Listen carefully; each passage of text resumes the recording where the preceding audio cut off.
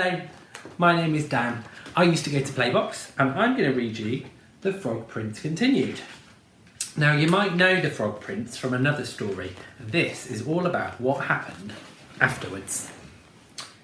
The princess kissed the frog. He turned into a prince and they lived happily ever after. Well, let's just say they sort of lived happily for a long time. Okay, so they weren't so happy.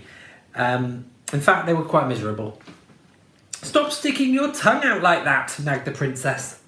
"How come you never want to go down to the pond anymore?" whined the prince.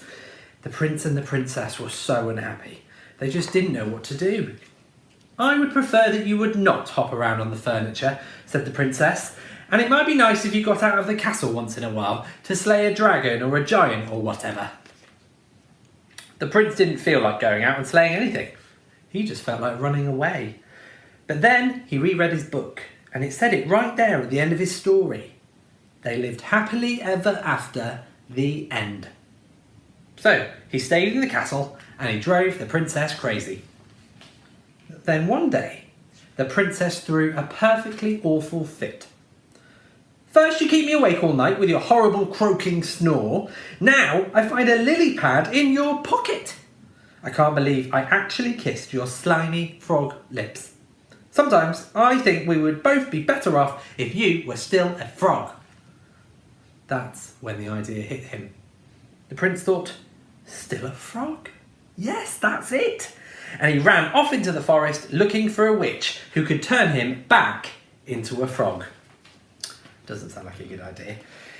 The prince hadn't gone far when he ran into just the person he was looking for.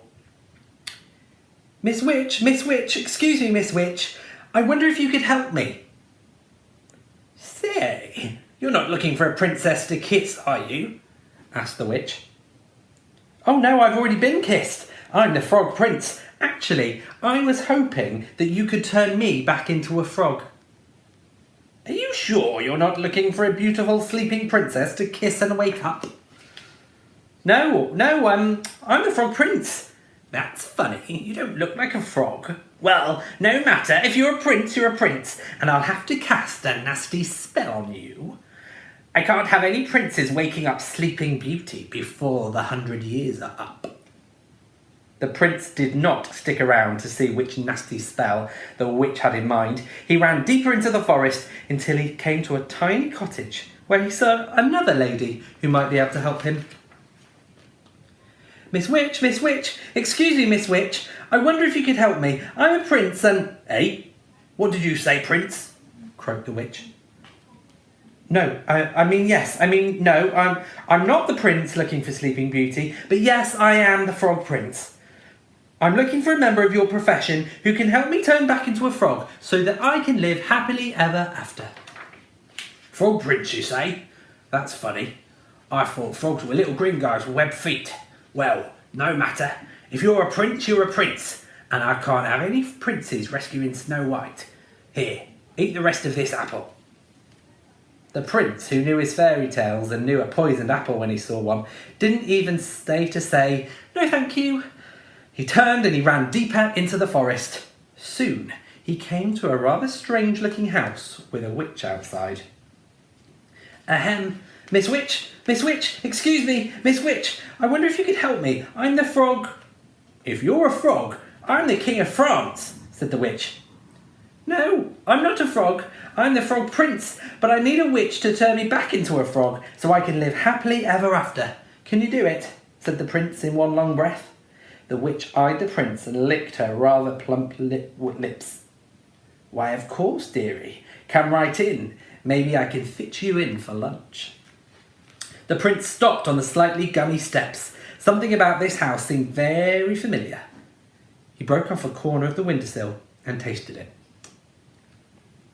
Gingerbread. "I hope you don't mind my asking, Miss Witch, but do you happen to know any children by the name of Hansel and Gretel?" "Why, yes, Prince darling, I do. I'm expecting them for dinner." The prince, who, as we said before, knew his fairy tales, ran as fast as he could deeper into the forest. Soon he was completely lost. He saw someone standing next to a tree. The prince walked up to her, hoping she wasn't a witch, for he'd quite had his fill of witches. "Madam, I'm the Frog Prince. Could you help me?" "Gosh, do you need it?" said the fairy godmother. "You are the worst looking frog I've ever seen." "I'm not a frog, I'm the Frog Prince," said the prince, getting a little annoyed, "and I need someone to turn me back into a frog so I can live happily ever after." "Well, I'm on my way to see a girl in the village about going to a ball, but I suppose I could give it a try. I've never done frogs before, you know." And with that, the fairy godmother waved her magic wand and turned the prince into a beautiful carriage. The prince could not believe his rotten luck. The sun went down, the forest got spookier, and the prince became more and more frightened. "Oh, what an idiot I've been. I could have been sitting at home with the princess, living happily ever after. But instead, I'm stuck here in the middle of this stupid forest, turned into a stupid carriage.